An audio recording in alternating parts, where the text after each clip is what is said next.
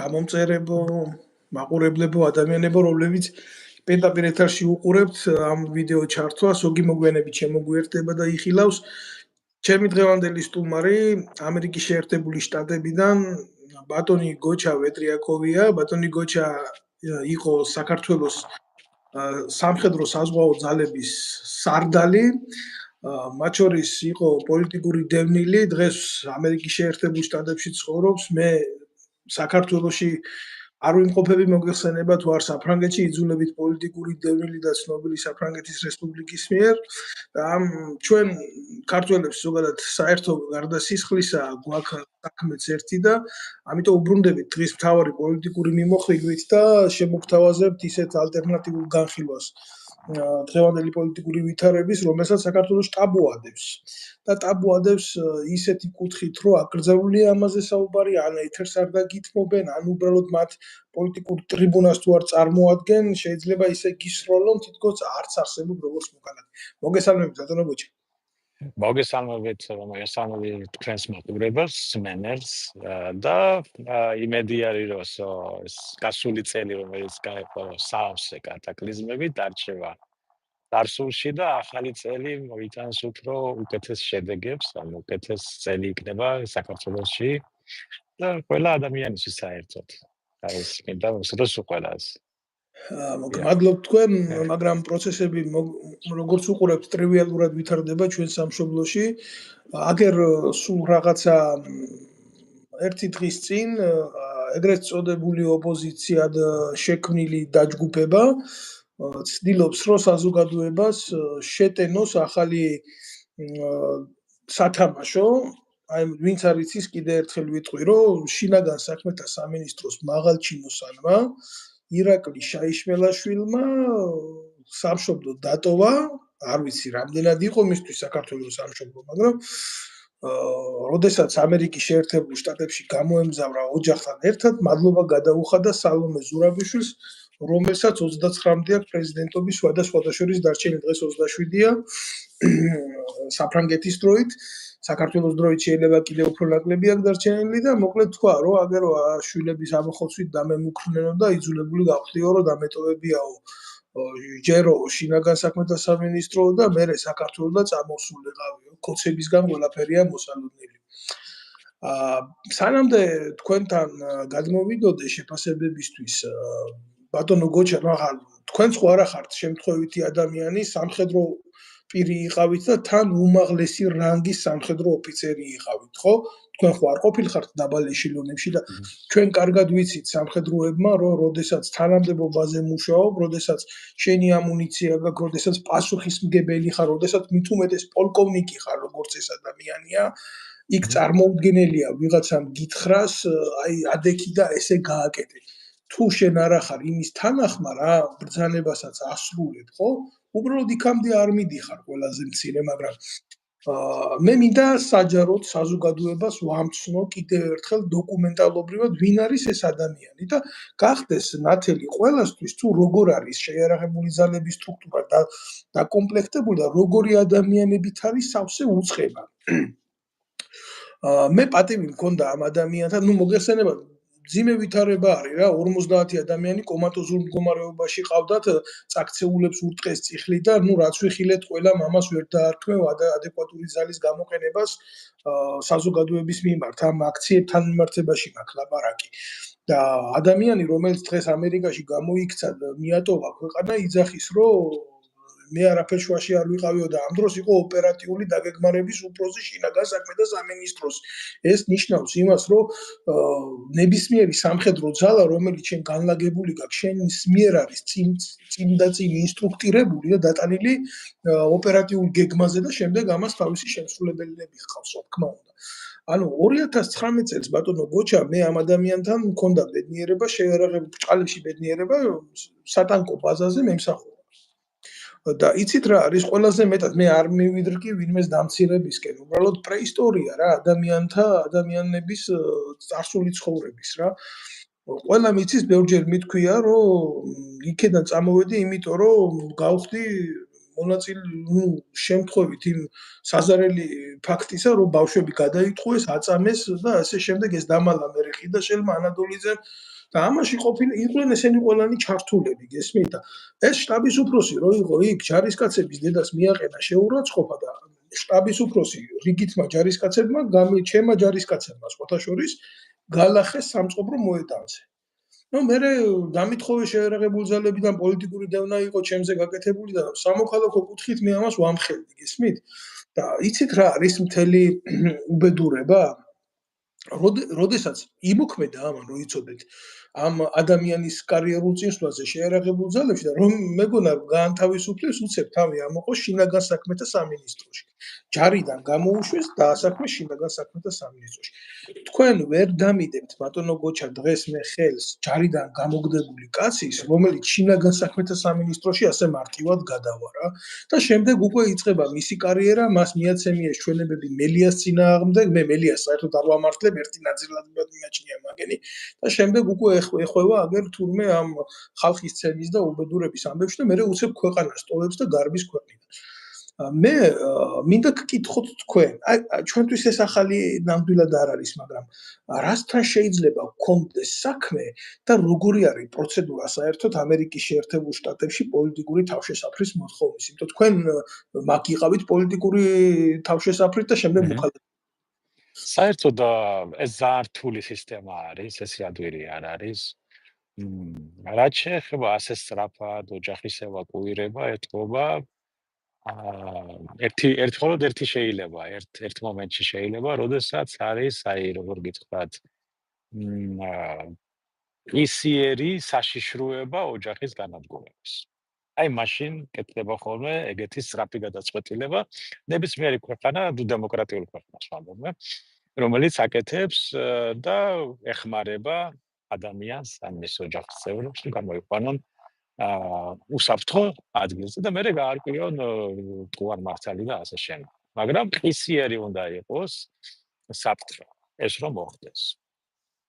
მე არ ვიცი ახლა მანდრა ის არის, რა ვითარება არის, მაგრამ პოლიტიკური თავშესაფარი და პოლიტიკური ეს ძალიან რთული და გრძელვადიანი პროცესი არის. ჩემ შემთხვევაში მაგალითად მე მაშინ ბიზნესის კუთხით ვიყავი აქ, ფიზიკურად აქ ვიყავი და რომ მოხდა და რომ დაიწყო დევნა და ისა მე ვიმართე უბრალოდ მეგობრებმა მიჩიეს მე მიყვანეს საიმიგრაციოში და საიმიგრაციო მითხრა ნაბიჯები რა უნდა გამეკეთებინა ამ შემთხვევაში იმიტომ რომ ჩემი თავარი მოთხოვნა ის იყო რომ არ იყო სამართლიანი სასამართლო საქართველოში და მზად ვარ ნებისმიერ სხვა სამართლოში წავიდე. ოღონდ დროებით მინდას, დროებით საცხოვრებელი ადგილი გირდებოდა სადმე რომ გაჩერებულიყავი და საერთაშორისო კანონებით ახლა რომელ ქვეყანამაც გასცა ვიზა, პირველი ვიზა, მოქალაქეზე, რომელსაც სხვა სახელმწიფოს მოქალაქეზე, იმ სახელმწიფომ უნდა უზრუნველყოს ადამიანის გაჩერება მის ტერიტორიაზე. მაგალითად მე რო ჩამოვსულიყავი საფრანგეთში ან გერმანიაში გამეკეთებინა ის რა ქვია, განაცხადი რომ დამეხმარეთ მიშველეთ რომ ასეთი უსამართლო ხდება ჩემსავდე. მე ვალდებული ვიყავი უკან წამოვსულიყავი და ამერიკის შეერთებული შტატების თავრო ვალდებული იყო რომ ამ კანონებით მიეღო ეს შემოვეშვი ქვეყანაში და დაწყებულიყო სამართლებრივი მოქმედებები. ასეთი იყო სისტემა. ყველა кейსი სხვადასხვანაირად არის. სხვადასხვანაირად არის, მაგრამ ამ შემთხვევაში მე არ ვიცი, მე ახლა თქვენ იცით რა რაძირალა იყო სააკაშვილის მთავრობა თავიდან ბოლომდე ცისხლიანი ნაზირალა უნამუსოები. მაგრამ მათ არ უკადრიათ რომ ჩემ შვილებზე რაღაცა მოხდა. არა მგონი, მე უბრალოდ ვარ სუბიექტური, ახლა არ ვიცი სუბიექტარება როგორ არის, მაგრამ იმ მომენტშიც კი ის ნაზირლები და ის უნამუსოები რო იყვნენ, მათ ეგეთი რაღაცა არ უკადრებიათ. ოჯახის მიმართ. სიმართლე უნდა ითქვას ახლა, სიმართლე. მით უმეტეს მანდ, ახლა არ ამგონია რომ მე ჩვიმეპარება რომ ვიღაცა დაემუქრა შვილებს გაგინადგურებთო, ახლა რასაც ვკითხულობ, მე ახლა ეს იმ სიუჟეტიდან გამომდინარე, თქვენ რო გავამიგზავნეთ.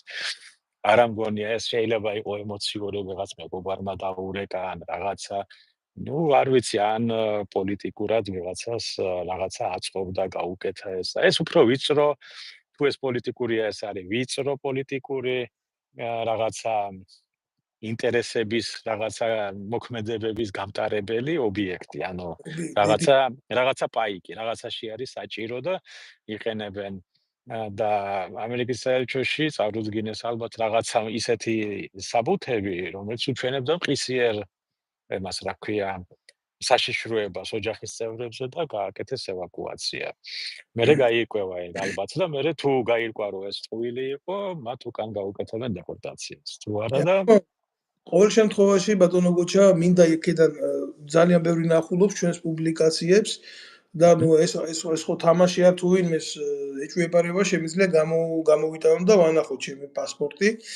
ვანახო რომ ლეგალური პიროვნება ვარ საფრანგეთში და მათ შორის მათი აქ არ წამოსვლის მიზეზი რა ვიცი პრეზიდენტს კი უხდის მადლობას და რაღა ამერიკაში მიდიოდა პრეზიდენტი საფრანგეთის მოქალაქე ყავს და ჩამოეყვანა აქ ხო მაგრამ აქ დოსიედებს ამ ადამიანებზე სრული ინფორმაცია არის ვინ არიან რა არიან რას წარმოადგენენ სხვათა შორის იცით რა არის გარდა იმისა რომ ასეთ ადამიანის უფლებების საწინააღმდეგო ქმედებებში აქ საქმე მიღებული როგორ შეიძლება იყოს შტაბის უფროსი შენი სამხედრო ნაწილიდან გავიდეს საბრძოლო მასალა და აღმოჩნდეს ტერორისტების ხელში თქვენ ალბათ გახსოვთ ბერი გაბრიელის ქუჩაზე ტერორისტები რო უშიშროების ქვედანაყოფს ებრძოდა და იქ საწყალი ბიჭი დაიღუპა კიდევაც რა ზუსტად მაგის ბაზიდან იყო გასული ის ტყვია წამალი და მოხვედრილი იყო აგერ ტერორისტების ხელში და თან როგორ იცით დააკავეს ამ ტყვიების გამტანი პროკურატურა მე ბიჭო 2 დღეში გამოუშვეს ესე გაოცებული ვარ მე არ ვიცი ჩვენ როგორ სახელმწიფოში ნუ ჩვენ მე და თქვენ არა კონკრეტულ შემთხვევაში მაგრამ საქართველოში ძალიან ძიმე კრიმინოლოგიური ვითარებაა იმიტომ რომ ასეთ რაღაცებს საბოტურ რაღაცებს საზოგადო უსაფრთხოებას სამხედრო ამუნიციის შენახვას რაც შეეხება იარაღთან მოპყრობას ძალიან დილეტანტურად უდგებიან ფაქტიურად სიკვდილი გადადის მოქალაქეების ხელში რაღაცა კაპიკების დონეზე ყველა დონის შემავლობაა ისეთ საიდუმლო სამხედრო ნაწილებთან სადაც შეიძლება ესეთი საბრძოლო მასალები ინახებოდეს და ეს ადამიანები მერე ხვდებიან მაღალ თანამდებობაზე რომლებსაც საზოგადო უსაფრთხოებაზე აქვთ პასუხისმგებლობა საქმე იმაშია ბატონ დავით ახლა ჩვენ მე და კიდევ ხელ ხაზი გაუსვა რომ მე უკვე დიდი ხანია არა ვარ საქართველოში და ვარ სუბიექტი ასეთ მაგრამ ვიტყვი რომ მე რასაც ვუყურებ რაც ხდება დაახლოებით დაწყებული 2003 წლიდან სააკაშვილის ასე ვთქვათ გამეფებიდან დაწყებული მიდის უარყოფითი სელექცია საქართველოს სახელმწიფო სტრუქტურებში უარყოფითი სელექცია პირდაპირ აბსოლუტურ მნიშვნელობით რას ნიშნავს ანუ ყველაზე უარგისი მაგრამ მორჩილი ერთგული ну გარკვეულ მომენტებში რო არ უღალატებს რაღაც ბიზნესს მოიპარავენ რაღაცას გააკეთებენ იმაიმუნებენ ანუ ამაში არიან თავარი და ამით ამ კუთხით არჩევდნენ კადრებს პარტიული ასე ვთქვათ ერთგულები და ასე ვთქვათ ასევე დიდი ტვინით არ უნდა გამოირჩეოდეს ერთი იმაზე უტვინო უნდა უფროსზე უტვინო უნდა ყოფილიყო უტვინო როგორ ну გაუნათლებელი ანუ ხეტრე ხო და იგივე სიტუაცია პოლიტიკურ სტრუქტურაში თუ დააკვირდებით იგივეა იმიტომ რომ ან თამაშობენ რო არიან იდიოტები ან მართლა იდიოტები არიან ჩვენი ხელისუფლება რო ავიღოთ ღვანდელი ხო და ასეთი ის არის ასეთი გასე განვითარდა იგივე მოხდა შეერაღებულ ძალებში თორემ მე ახლა თქვენგან რაც ვიცი და ეგრო გაემიკო მე რომ ჩემს ქვედანაყოფში ვიღაცა მეგეთი რაღაცა ჯარისკაც ჯერ ერთი დააგინა და მე კიდე ჯარისკაცმა galახელა ის თანამდებობაზე დარჩენ გლის ბილეთით გავაგდებდი ეს ჯარიდან საერთოდ იმიტომ რომ ჯერ ერთი ეგეთი ადამიანი როგორ უნდა დანიშნო ვისაც ჯარისკაცებთან მე მყავდნენ ახლა ჩემი ისტორიიდან მე ოსანაპირო დაცვაშიც რო ვყავი მანამდეც იყვნენ ოფიცრები რომელმაც არ იცოდნენ მუშაობა ჯართან თავისებული მუშაობა უნდა ფსიქოლოგია სხვანაირი მიდგომა უნდა დაიმსახურო ადამიანების ასევე პატივისცემა ჯარისკაცების არა მორჩილება არამედ პატივისცემა იმიტომ რომ ის ბრძოლაში მერე სიკვდილში უნდა სიკვდილი სიცოცხლე უნდა დადოს სასწორზე და თქვენ გამოგხვეთ ომში თქვენი დავალებები უნდა შეასრულოს და ის უნდა გენდობოდეთ და ის მაშინ გენდობა როცა თქვენ პატივს გცემს პირველ რიგში როგორც ადამიანს და როგორც მეთაურს და ეს თუ ემას კიდე წლების მანძილზე უნდა დამსახურება და არა ისე რომ მე ვიღაცა დამნიშნა და ესე იგი მე ჭკვიანი ვარ და მოიცით პატივი და დამემორჩილე და რასაც ვიტყვი ის შეასრულე. ეს არ ხდება საერთოდ. უნდა იყო მაგალითი ჯარისკაცებისთვის და ჯარისკაცები თუ შენ გცემენ და ჯარისკაცები თუ შენ პატივს არ გცემენ და ჯარისკაცებთან თუ ვერ მიგესვლება და მხოლოდ პოლიციის მუხარის და იმით მუშაობ, ასე ვთქვათ, რეგალიებს იყენებ რომ მათთან დაამყარო ასეთი ურთიერთობა, ის ქვედანაყოფი არ არის ბრძოლის უნარიანი, ანუ ის არის უთავმხედარი, ასე ვთქვათ. და შესაბამისად ის ასეთი მეთაურები, ასეთი ხელმძღვანელები უნდა იყვნენ განთავისუფლები და გადაყვანილი სხვა შესაბამის თანამდებობაზე, ან დაიწყონ ნოლიდან, ზემდებობიდან, ან სადმე და გაიზარდონ. ბატონო გოჩა, ბოდიშვი ხდი ეს სიტყვა არ დატოვოთ, ვიღაცამ შეიძლება გითხრას, რა თქვენ ძალიან სუბიექტურები ხართ თქვენს განცხადებებში და მოდით ჩვენი განცხადება, ჩემი ყოველ შემთხვევაში თქვენი შეფასება და ჩემი განცხადება რო არ დარჩეს მხოლოდ და მხოლოდ განცხადებად, აქედან მოუწოდებ იმ ადამიანებს, იმ დიანა ტრაპაიძეს, იმ ინგა გრიგოლიას, თავს რო ჟურნალისტებს უძახიან ამ ნაძილებს, აი მე ვხსნი აგერ ეთერს, ნებისმიერ დროს მზად ვარ მივიღო მათ ეთერებში მონაწილეობა, არა მარტო ცარიელის სიტყვით, არამედ კონკრეტული დოკუმენტებით, სადაც ჯარისკაცების დედები მიწერენ, როგორც მე მათი შვილების მეთაურს წერილს, რომ თქვენმა შტაბის უფროსმა მომაყენა შეურაცხყოფა დედის მიმართულებით. არ მანახა ჩემი შვილი. აი ესეთი რაღაცები. შემდეგ გარდა ამისა, შემიძლია ვანახო ყველა სისხლის სამართლის საქმის ნომერი, რომელიც გრიფით არის დაცული დღეს ბიძინა ივანიშვილის პროკურატურაში და სადაც შაიშმელაშვილზე გამოძიებაა დაწყებული დანაშაულის დაფარვის გულისთვის, ზეწოლისთვის და მუქარისთვის. როგორ შეიძლება ესეთი ადამიანები დაწინაურდნენ პოლიციაში მაღალ თანამდებობაზე და შედეგიც სახეზეა, როდესაც შენ ჯარისკაცს, ყოველ შემთხვევაში სამხედრო მეთაურს გეპატია ამხელა დანაშაული, შენ უკვე გადადი საზოგადოებასთან შინაგან საქმეთა სამინისტროში და ზუსტად ის ჩაატარე, რასაც ატარებდი უღონ შემოღობილს მიღმა, რასაც სამხედრო ტერიტორია ქვია. მე არ მიკვირს, რომ ადამიანებს ქუჩაში ურტყამდნენ. მე არ მიკვირს, რომ ასახიჭრებდნენ. მე არ მიკვირს, რომ გადაჭარბებული ძალა და კრიმინალი იყო, იმიტომ რომ ამას ესენი ხელმძღვანელობდნენ. და საზოგადოება როგორც კონტროლის მექანიზმი მოშლილია და დარჩენილია მარტო ხელისუფლება, რომელიც პოლიტიკური ნიშნით მართავს სისტემას. დიახ. და მე განცხადება გავაკეთე, მე მზად ვარ ნებისმიერ ეთერში, თუნდაც ეს შეიშმალაშვილი ჩართონ. აქ არის საფრანგეთში მეორე პოლიტიკური დევნილი, სხვათა შორის სამხედრო ოფიცერი, ისიც მიიღებს მონაწილეობას ამ დისკუსიაში თუ ხო გინდათ დემოკრატია. გინდათ დემოკრატია, აი ეს არის დემოკრატია. ჩაგვთეთ ორი სამხედრო ოფიცერი, აგერც იქნება ბატონი გოჩა როგორც მაღალი რანგის ოფიცერი, ჩართეთ ის ამერიკაში გამოპარული ხალხის მცემელი და ზონდერი თქვენი შეიშმელაშვილი და დაესწარეთ თქვენს და ვისაუბროთ ამ დოკუმენტებით და ჩაერთოს ხელისუფლებას. ეხლა რო უყურებ ბატონო გოჩა, კი მე ყველას პატივს ვცემ და ყველას, მაგრამ არველაძე გამოდის და უძახის პრემიერ-მინისტრს მზადავარო შენთანო დისკუსიაში მივიღო მონაწილეობაო და ბიჭო, ქალაქის მერი ფეხბურთელი გყავს, პრეზიდენტი ფეხბურთელი გყავს. ახლა თურმე ოპოზიციაც ეს არველაძე ყოფილა და ქვეყანა ვიღუპებით, აგერ და ჩვენ სამხედროებს თუ ოდნავ მაინც დამსახურება გვაქვს, იმის უფლება არა გვაქვს, საჯარო დისკუსია ვაწარმოოთ ხელისუფლებასთან და ეგრეთ წოდებულ ოპოზიციასთან. აი ღია ეთერი.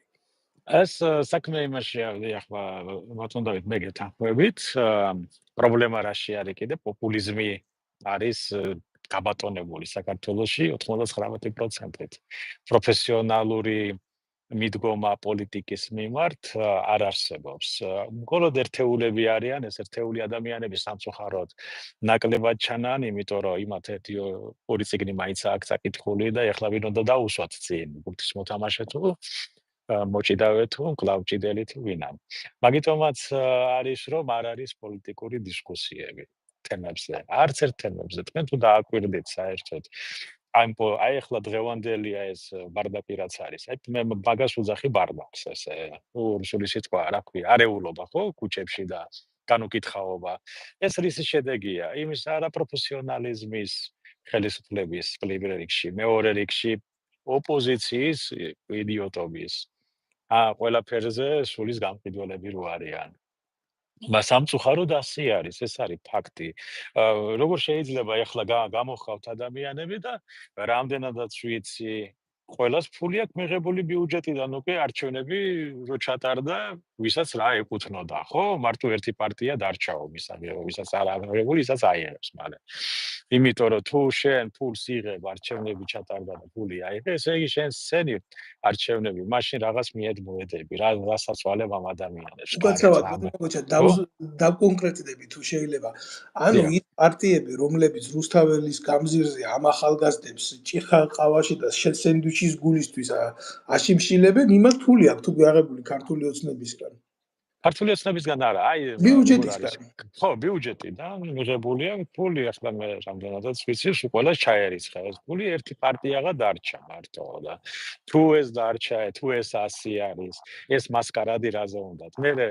მეორე კიდე ჩვენ ადრეც ბევრჯერ ვისაუბრეთ. არავინ არ აპროტესტებს, რომ 800 ბავშვი დაიღუპა გასულ წელს, ხო? შიმშილისგან. ეს გაეროს მონაცემებია, ეს თქვენი და ჩემი და ხო, და ესე რატო არ აპროტესტებენ, მაგრამ რატო არ მიდიან და რატო არ გამოხავთ პრემიერ-მინისტრი სალაპარაკოდ იმ საკითხზე, რომ რატო მოკვდა ადამიანი შიმშილით? ბავშვის სიკვდილი უფრო საშინელება არ არის, ვიდრე ევროპის შესვლა არ შესვლა? საქართველოს შემთხვევაში. არა, ხო და მაგას არავინ არ გულახდილად აპროტესტებს. გეტყვის. მე მიმაჩნია ზოგადად ეს ევროპასთან გაიგივება საკუთარი თავის ამ პრიმატული ჯგუფების ყველაზე დიდ ირონიად თვითონ ქართველი ერის მიმართ. იმიტომ რომ ძალიან შორს არიან ამ ცივილიზაციისგან. არა, მე გეტყვით, ეხლა მე წარმოიდგინეთ, მე ვარ პარკში.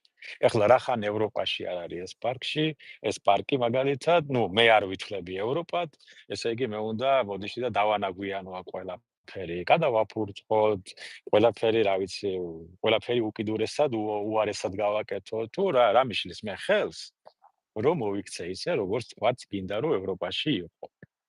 ხო?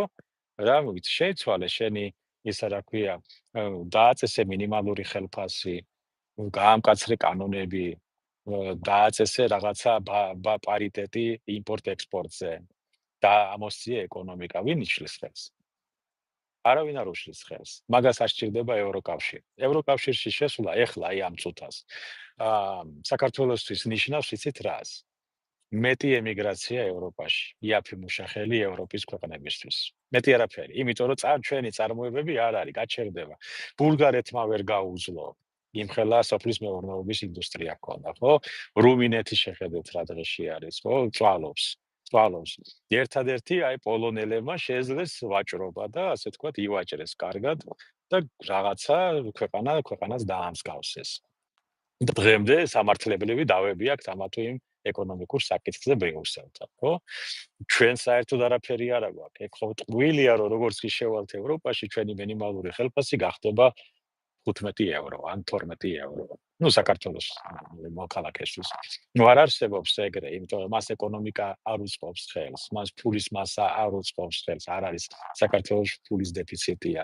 და ეს ყველაფერი ხალხს არ ეუბნებიან, არავინ არ უსმის. პროფესიული დისკუსია არ მიდის ამ საკითხებზე. არ არსებობს დისკუსია თავდაცვაზე, არ არსებობს დისკუსია სასაზღვრო უსაფრთხოებაზე, არ არსებობს დისკუსია საფინანსო საკრედიტო მიმართულებით.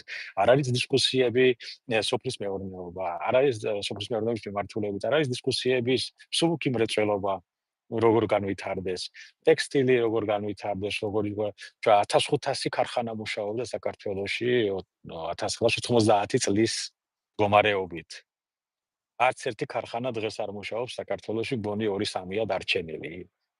შვილ ქარხანას ვამბობ. არ ვიცი მეტალურგიური ქარხანა კიდე თუ მუშაობს, ხო? არანაირი დისკუსიები არ მიდის ამ თემაზე. რო შედიხარ, აი ჯარში რო მიდიხარ, ჯარში ადამიანი რო შედის, ის არის ან მეკავშირე, ან სნაიპერი, ან მსროლელი, რა ქვია, ან რაღაც მზარეული, ან ტანკისტი, ან ფრინავი, ხო? რაღაცა პოზიცია უკავია. ჩვენ რა პოზიციას ვიკავებთ ევროპაში? რა ნიშა გვექნება ჩვენ ევროპაში? ისევე როგორც ნატოში რო შევდივართ. ეს იყო ყველაზე დიდი დილემა ჩვენ დროსაც. ყოველთვის ვამბობდი, რომ ჩვენ არ გვაქვს ეკონომიკური განვითარების გეგმა და ჩვენ არ გვაქვს ასევე სამხედრო სისტემის ინდუსტრიის და საერთოდ სისტემის განვითარების გეგმა. ანუ რა მიმართულებით მივდივართ? ჩვენ რომ ნატოში შევდივართ, რა ფუნქციას ვასრულებთ? რა გვეკლია, რა ფუნქცია გვაქვს? დამტვერი ფუნქცია, მიღები ფუნქცია. ხო, ანუ ჩვენ ფაქტიურად ადამიანებს მოსახლეობას თან არ მიდის მუშაობა, არავინ არ ასწავლის რა არის სამხედრო გეოგრაფია. ყველა გაიძახის გეოპოლიტიკა. მე რა, გეოპოლიტიკის გარდა კიდე არის სამხედრო გეოგრაფიაც. ნახეთ რა შეისწავლეს ის და სად ვართ ჩვენ. რა შეიცვალა ამ საერთაშორისო სამხედრო სისტემაში, რა სტრუქტურები ყალიბდება ჩვენს გარშემო.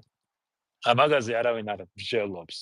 არ არსებობს სახელმწიფო უსაფრთხოება და დაკომპლექტებული არაკომპეტენტური კრეტინებით. თავიდან ბოლომდე, სამწუხაროდ. და პროფესიონალები შედან ზოგი დაცვაშია, ზოგი მძღოლად მუშაობს, ზოგი სადღაცას თავი რო გადაირჩინა. ხო და ეს ამ ვითარება მოგვიტანა დღეს ჩვენ აქამდე. ტყუილები და პოპულიზმი. ეს არის მთელი საქართველოს ისა, რატო არ შეიძლება თქვათ თავრობის ნებისმიერი წევრი მივიდეს იგივე ოპოზიციურ ტელევიზიაში, რა ვიცი, ეგრეთ წოდებულ ოპოზიციურ ტელევიზიაში, ხო? და ეკამათოს თავის კოლეგას, ანუ ერთმა კოლეგას რომელიც, მოპირდაპირ მხარეს. არა ის მიუღებელია, იმათ ოპოზიციას აქვს სიები, ვის ეკამათონ თავრობიდან და ვის არა ტელევიზიაში და თავრობას აქვს ისია, ვისთან დაჯდებიან სალაპარაკო და ვისთან არა. მაგიტომ არის, რომ ბატონი პრემიერი აცხადებს, რომ ელაპარაკება ფეხბურთელს და პირიქით და მორჩა, მაგითომა დიალოგი არ არსებობს, საღი დისკუსიები არ არსებობს. ხალხი გაბრუებული არის იცის, ანუ მთელი როგორ გითხრათ, არის აჯაფსანდალი საქართველოს პოლიტიკურ სივრცეში. არა გვაქვს ეკონომიკა. ეკონომიკა არ გაგვაჩნია საერთოდ. რომელ გაზდაზეა ლაპარაკი ეგ. ინფლაციის და სპეკულაციური ფულით არის გაზრდილი მთელი ეკონომიკა, ხო? ბანკებს აქვს უზარმაზარი მოგებები. შესაბამისად, რა ხდება ამ მიმართულებით საბანკო სისტემაში? საკრედიტო სისტემა როგორ მუშაობს? რატო მუშაობს? რატო არის ესეთი დრაკონული პროცენტები? მაგაზე არ უნდა საუბრო. მაგრამ საუბრობენ ყველაფერზე იმაზე, მაგალითად მსოფლიო ომის პარტია. იქ როკფელერები და როთშილდები რას აპირებენ? პოლუსზე რა მოხდება და რეალურად ბრძოლა რატო არის? არა მარტო იმაზე საუბრობენ ქართველი კაცი როგორ გათხოვდება თუ არ გათხოვდება ამაზე. და ან კიდე ჩინეთს რა ეშველება და ეკნება შუა კალიდორი თუ არა. სინამდვილეში ბრძოლა უკრაინაში ეს არ არის მარტო შუა კალიდორთან და რაღაც აღმოსავლეთ დასავლეთ დაპირისპირება. ეს არის უკვე ჩრდილო, ეს მიდის ბრძოლა ჩრდილო ყინულოვანი ოკეანის რესურსების დაკანონებაზე და მასზე. დღეს ტრამპმა განაცხადა, კანადა უნდა შემოვიერთოთ 51 შტატს. უკვე განაცხადა. და გრენლანდიას, კი, დღევანდელი მას გეუბნება, თუ გიშინდა ამას. ხო და ეს ყველაფერი უკვე ეს ძალიან სერიოზული ომი მიდის, ეს სხვა იმაში არის, სხვა რესურსებისთვის ბრძოლა მიდის. და ჩვენ სად ვანაობთ, ვერავის ვერ გაუგია. არავის არ აინტერესებს და პრიუს კიდე არც არავის სწორი, ყველაზე პრობლემა ყოველთვის არის როგორც მათემატიკაში ბატონო დავით. სწორად უნდა დასვო კითხვა, რომ სწორი პასუხი მიიღო. სწორ კითხვას არავინ სვამს, სწორი პასუხი ჩვენ არასოდეს არ გვექნება. ბატონო გოჩა, მე მაგალითად მიმაჩნია გულახდილად, რომ პრობლემა ჩვენი სახელმწიფოებრივი რღვევის არის სამოქალაქო ცნობიერების არქონა და თითოეული მოქალაქის პასუხისმგებლობის არ გათავისება საკუთარი სამშობლოს მიმართ. და პრობლემა მე იმდენად არ მიმაჩნია ჯანდაცვაში, თავდაცვაში, არამედ პრობლემა მიმაჩნია განათლების სამინისტროში. იმიტომ რომ ცნობიერება ფიზიოლოგია მოდის, თაობები იზრდება და არც ერთ მათგანს არა გათავისებული საერთო საქმის ვალდებულება რა. იმიტომ რომ ამას არ ასწავლიან მხოლოდ და მხოლოდ მშრალ დონეზე რჩება პატრიოტიზმი და ემგონება ეს ყველაფერი ურაპატრიოტიზმს. ეხლა რატო ვლაპარაკობ ამას? სწორად თქვა ჰიტლერის პროპაგანდის მინისტრმა, რომ მაშინ კი სხვა გამოწვევები იყო მასიური საზოგადოებასთან ურთიერთობის, გაზეთიო, მომეცითო გაზეთიო და ღორის კოლტად გადავაქცევ ნებისმიერ ერსო. აი იმითი შეეძლო ისეთი რაღაცა ცნობიერების დონეზე ეკარნახა და დღეს ახლა რომ უყურებ გულახდილად გითხრათ რითი არის დაკავებული სახელმწიფო უშიშროების სამსახური ნაცვლად იმისა პასუხი გასცე შენს ქვეყანაში არსებულ გამოწვევებს მარტო ის ხო არ არის საზოგადოების დაცვა რომ ვიღაცას დინამიტი ამოუღო მატარებელს აფეთქებდეს არა აი ესა იდეოლოგიური ომი ცნობიერებითი ომი თანამედროვე ომი აგერ კიბერსამყარო ესე იგი ესენი გადასული არიან რაზე იცი თუ ვინმე ბოდიშით და უკანლით ყავს დაჭერილი მწერალთა კავშირში, თუ ვინმე უკანლით ყავს დაჭერილი მე მწვენია. გულახდილად გეუბნებით ამას. იმიტომ რომ ქართული ლიტერატურა, ქართული პოეზია, ქართული მხატვრობა ეს ის არ არის ბატონო გოჩა რაც იყო მაგალითად ჩვენი მამა, აი თქვენ დროს რაც იყო რა. არ არის ეს არც ის ლიტერატურა არ არის, არც ის ხელოვნება არ არის, არც ის თეატრი არ არის. კულტურა აღარ გაგვაჩნია მაპატიეთ ახლა ვიღაცა შეიძლება არ მეთანხმებოდეს მაგრამ არც ის კინემატოგრაფია არ არის რაც იყო თქვენი თაობის დროს ის ჩემ თაობაში უკვე აღარ არის და დავედით რა დონეზე დავედით იცით აი საზოგადოებრივი მაუწყებელი გადმოსცემს ყვითელი პრესის დონის რაღაცა სიუჟეტულ სერიალებს მე პირდაპირ ვიტყვი ამას როგორი სულიერი საკვები უნდა იყოს ის ახალგაზრდისთვის, რა მორალს ატარებს ის, რა ზნეობას ატარებს ის, რა მაგალითის მიმცემია ის იმ თაობისთვის, რომელიც უნდა იყოს აბორიგენი საკუთარ ტერიტორიაზე.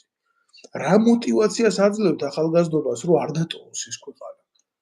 აი ვიღაცა მისი ქვეყანა გამოიყენა და გაიქცა ოჯახთან ერთად და მე იქედან ყვირის, რომ აი რა ცუდია მისი სამშობლო. ახლა რა ვარ ჩეიშმელაშვილი აკეთებს ამას, მაგრამ თქვენ მანახეთ მე ის ფესვი რითიც შეიძლება ქართველი კაცი მოეჭიდოს გინდა კულტურაში, გინდა ეკონომიკაში, გინდა ფილოსოფიაში, გინდა ნებისმიერ დონეზე გლეხიც ხო არ შეიძლება იყოს. აი გეტყვით ბატონო, აქ ახლა ორი ობიექტური მიზეზია. პირველი რომ საბჭოთა კავშირი დაინგრა და ჩვენ ჩამოგვექცა დიდი შეცდომა დაუშვით მაშინ პირველი პრეზიდენტის ძალით დამხობის ასე ვთქვათ, ძალით დამხობა რომ მოხდა და დეკემბრის თბილისის ომი. მეორე ეკონომიკის განადგურება, როდესაც განადგურებული იყო ეკონომიკა ფაქტიურად ვაი პატრიოტების მიერ, ასევე წითელი დირექტორების მიერ. ხო და რომელმაც ასე ვთქვათ ჩალისფასად ჩაიგდეს ყველაფერი ხელში და გაასუხარეს ასე ვთქვათ მთელი ქონება. ჩვენი ფლოტი, ჩვენი საოკეანო თევზაჭერი ფლოტი, ყველაფერი განადგურებული, გასვისებული და გადაცემული იყო სხვა მიმართულებით. ანუ ქვეყანაზე არავინ არ ფიქრობდა. ეს აქედან დაწყებული, მერე რამან რა მოიტანა. მოიტანა ისა, რომ ადამიანი უმუშევარები ადამიანები წავიდნენ საშუალზე. ზოგი მაშინ რუსეთში მიდიოდა ხალხი უკრაინაში, ბელორუსიაში სამუშაოდ. მერე ევროპა გაიხსნა, ევროპა გამოჩნდა, ევროპა, მერე ამერიკა. ფაქტიურად მილიონი ადამიანი გასულია. აქედან მილიონიდან დაახლოებით 70-80% ოჯახები ფაქტიურად დისტანციურად დაიშალა, ასე ვთქვათ. წარმოიდგინე აქ არიან ქალბატონები, რომელიც 97-18 წლიდან მუშაობს და ვერ ჩასულან საქართველოში. შვილები გაეზარდა, შვილები უკვე წამოეზარდა და დღემდე ვერ ჩადის, იმიტომ რომ ეხმარება ოჯახს. ეგ რო წამოვიდნენ ისინი შემშეკი დაიფოცებიან. ეს არის ტრაგიზმი, ეს ბატონო გოჩა. ტრაგედია ეს ტრაგედია ეს უმაღლესი ის არის, არ ვიცი ამას ეს არის წამებაც. ეს სხვანაირად ამას წამებაც. მეორე აქ დანგრეულ ოჯახებში გაიზარდნენ ბავშვები. ზოგს დედა ახავს სასული, ზოგს მამა არ ხავს სახლში. ზოგს ორივე არ ხავს სახლში და ბებია ბაბუა ზრდიან უკეთეს შემთხვევაში. ზოგი მარტონი ზრდებიან ქუჩაში. ეს არის შედეგი. ჩვენ ახლა რასაც უყურებთ ჩვენს პოლიტიკაში, ჩვენ იმას. მე ახლა მყავდნენ ახლა შორსა წავიდნენ, ჩემთან იყვნენ ჯარისკაცები, მაშინ აი 2000 წელს, 2001-ში ფლოტში. და ასევე ბევრი წერა კითხვა არ იცოდნენ და ზოგი გუბერნატორი გახდა, ზოგი გუბერნატორის მოადგილე. ერთ ზოლზე ვერ წერდნენ წინადადებას. მე ეს პატაკები შენახული მაქვს იმ თანამდებობის პირების, რომელიც ახლა სხედან ზოგი.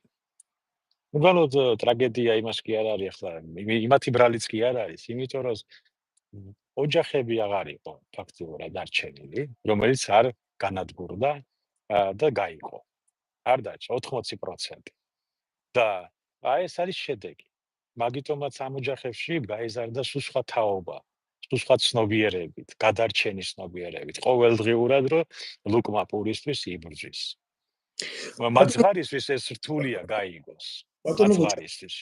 ეხლა მინდა შემდეგი შეკითხვა დავსვა, გასაგებია ეს რეალური მდგომარეობები და არ იცვლება, არ შეიცვლება, იმიტომ რომ ამის გეგმა არ არსებობს და არ არსებობს პოტენციალი, მაგრამ აი დღეს უყურებთ, ვკითხულობთ ამას, რომ საქართველოს მოქმედი პრეზიდენტი 29-მდე ზურაბიშვილია კიდე აცხადებს, რომ თურმე თანამდებობას არ დატოვებს და კიდე იქ დარჩება. ეს ერთი თემა, მე პირადად ვფიქრობ, რომ ეს მავნებლობა ადამიანმა ასეთი რაღაცეები აკეთო, რაც მან აკეთა და ლეგიტიმაციას თუ მიდგება ლაპარაკი, ეთყობა დაავიწყდა მარნეულის, კარტოფილის და წითელი ლობიოს ისტორია, რაზეც არის თვითონ არჩეული. და მე ნამდვილად არ მომწონს დღევანდელი არჩეული პრეზიდენტი ზოგადად მიმაჩნია, რომ საქართველოში ხალხს უნდა კონდეს იმის უფლება პრეზიდენტი თვითონ აირჩიოს და სხვა შორის არა კარტოფილში და არა წითელ ლობიოში, მაგრამ აი ამაზე რა კომენტარს გააკეთებდით ზოგადად რასთან გვაქვს საქმე და რა სიუხეშე და რა დესტრუქცია და რა ობსტრუქცია შეიძლება გამოიწვიოს ამ ყველაფერმა. ბატონო დავით, ჩვენ მე არ ვიცი, აი მე ახლა მე სხვა კუთხიდან მინდა ეს გავხსნა და ვიმედოვნებ, რომ ასე იქნება. ჩვენ შეგვიძლია ვთქვა ცალკეულად, რომ ეს ცუდი არის. ზოგი იტყვის, არა, ეს ასე უნდა იყოს, ეს კარგია. ზოგი იტყვის, რომ ქალბატონი პრეზიდენტი უნდა დარჩეს სასახლეში, პრეზიდენტის რეზიდენციაში. ზოგი იტყვის, არა. მე ეს გვერდზე გადავდო და ჩვენ სხვა კუთხიდან შევხედოთ. ჯერ ერთი დავაკვირდეთ, ჩავთვალოთ, რომ ჩვენ გვყავს ტყვიანი ხელისუფლება და ჩვენ გვყავს ტყვიანი პრეზიდენტი და ის სპექტრი, ასე ვთქვათ. ამ კუთხით დავუდგეთ ახლა. ჩვენ გარშემო რაც ხდება, ხო ხედავთ სირიაში რა ამბები. სირიამდე სულ 300 კილომეტრია, მეტი კი არა. სირიასა და ჩვენ შორის არის თურქეთი და იქ თურქეთში იქ ქურთებმა თუ არ უდარიეს რამე, ეს ჩვენზე იმოქმედებს პირდაპირ. ანუ საფრთხე ძალიან დიდი არის. მეორე, ირანში რა ხდება, თქვენ კარგად ხდება.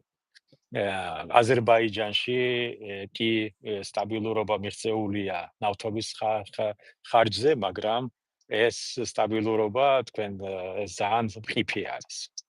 ეს მეორე მხარე. უკრაინა რუსეთის ომი გამალებულია.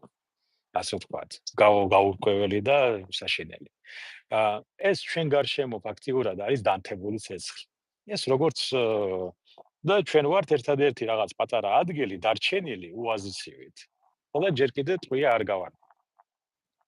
ამ შემთხვევაში ჩვენ ჩავთვალოთ, რომ ქალბატონი პრეზიდენტის და ხელისუფლებას აწარმოებენ დიდ პოლიტიკურ თამაშს. მე ვამბობ ვერსიას ვამბობ. ჩავთვალოთ რომ ეს ასე არის. იმიტომ რომ ქართული ფოლკლორი არის მრავალხმიანი. შესაბამისად პოლიტიკაც შეიძლება იყოს მრავალხმიანი და ყველა თავის როლს თამაშობდეს. ერთი ამოცანა აქვს, რომ შეინარჩუნონ რამენაირად სიმშვიდე რა. ომის აცილება მოხდეს თავიდან. ჩავთვალოთ თუ ეს ასეა. მაგრამ მეორე მხრივ რა ხდება? მეორე მხრივ ის, რომ არის სრული არაპროფესიონალიზმი თავდაცვისა და უსაფრთხოების მიმართულებით.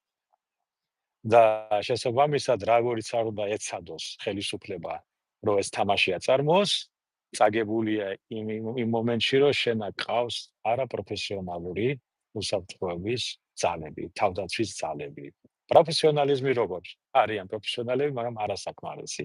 არ გააჩნია საკუთარი სამოქალაქო თავდაცვა, საზოგადოება არ არის მომზადებული თავდაცვისთვის და საზოგადოებას არის დაშლილი. და მარტივმა მრავლდება დაშლილი და ერთმანეთის მიმართ დაპირისპირებული. შესაბამისად, პირველი პუნქტი ჩვენ რო ჩავთვალეთ ვერსია, რომ ჩვენ ჭკვიანი ხელისუფლება გვაქვს, ჭკვიანი პრეზიდენტი და ასე შემდეგ, ფაქტიურად განულებული არის. რაც ხდება, რაც მოხდება 29-ის მერე, თუ არჩევნები არის უკანონო, ანუ არ ცნობენ არჩევნებს, მაშინ ფულიც არ უნდა აეღოთ და პარლამენტშიც არ უნდა შევიდნენ და ამ შემთხვევაში პრეზიდენტი შეიძლება ლეგიტიმურად იყოს იქამდე, სანამ ლეგიტიმური მთავრობა არ არის არჩეული, რომელიც აირჩევს ლეგიტიმურ პრეზიდენტს მერე ახალი კონსტიტუციით. ეს ასეა, როგორც მაგალითად უკრაინაში. უკრაინაში ახლა ზელენსკის გაუვიდა ვადა დიდი ხანია. მაგრამ სანამ ომი არ დასრულებოდა და სანამ არჩევნები არ ჩატარდება, იმავე კონსტიტუციით ის რჩება მოვალეობის შესრულებლად, ანუ პრეზიდენტად, სანამ არ შეიცვლება ლეგიტიმურად. ანუ სანამ ლეგიტიმური ცვლილება არ მოხდება პრეზიდენტის, მნიშვნელობა არ აქვს სასახლეში იქნება თუ უბრალოდ ქუჩაში, კაფეში დადება ქალბატონი პრეზიდენტი, ის შეიცვლება ლეგიტიმურ პრეზიდენტად მაინც. და მასთან იქნება მარტო საუბარი. მასთან მივლენ მარტო მაგრამ ოფიციალური როდესაც ბატონო გოჩა თქვენ ხელისუფლებას უძახით არალეგიტიმურს და ამ დროს ერთის ფიციმცამს და ბოლომაკვირვების მეთოდით თანხას იღებ იმ ბიუჯეტიდან, რომელიც არალეგიტიმურია, ეს უკვე მას ლეგიტიმაციას აძლევს იმისას, რომ ხელისუფლებაში კი, მართალია. ლეგიტიმაციაც არის და ეს ყველაფერი არის ფარისევლობა, მეტი არაფერი. სიყალბე ფარისევლობა და მაიმუნობა და ვიღაცის თამაში და უნამუსობა საკუთარი ამომრჩეველი და საკუთარი მოსახლეობის. კი ბატონო, ესე იგი ხალხს უდან კონცერტს წარმოიდგინე რა დონის усინდისო უნდა იყო რა. ხალხს აფურთხებ თვალებში, სენდვიჩზე და ყავაზე გამოყავს ხალხი, ბიზნესმენებიო იძახი და ჭყონია როა ვინცო აგერო აქციაზე მოვაო და ერთ მენიუს იყიდის, მეორეს იმას ვაჩუქებო 1+1-ს გახადე პოლიტიკა ბიჭო. და პულს იღებ და იპარავ არალეგიტიმური ბიუჯეტიდან. ახლა მე გეტყვით ეს როგორ იქნება, აი ყველაზე კარგი ვერსია ახლა რასაც შემოგთავაზებენ თავის გასამართლებლად იქნება ის, რომ აი ჩვენ ვერაფერს ვერ ვაკეთებთ, ახლა ომს ხوار დავიწყებთ და შევალთ პარლამენტში და ადგილობრივი თვითმმართველობის არჩევნები რო უნდა ჩატარდეს იქით წელს, იმასთან ერთად ჩავატაროთ საპარლამენტო არჩევნების და აი კანონი რო შეიცვალოს და ეს გაკეთდეს, აი ამისთვის შევალთ. აი გეტყვით რომ ეს ასე იქნება. ნუ პლუს მინუს ასე ვთქვათ. მაგრამ აბა სხვა როგორი ახსნა უნდა გააკეთონ მაშინ. ფულს რატო იღებ, ხო? და პრინციპში იმდენი აქვს ფული დახარჯული ბევრ პარტიას, რომ მათ შორის ოცნების პარტიას, რომ ძალიან აღემატება იმპულს, 10-ჯერ აღემატება იმპულს, რაც სინამდვილეში აიღეს ბიუჯეტიდან.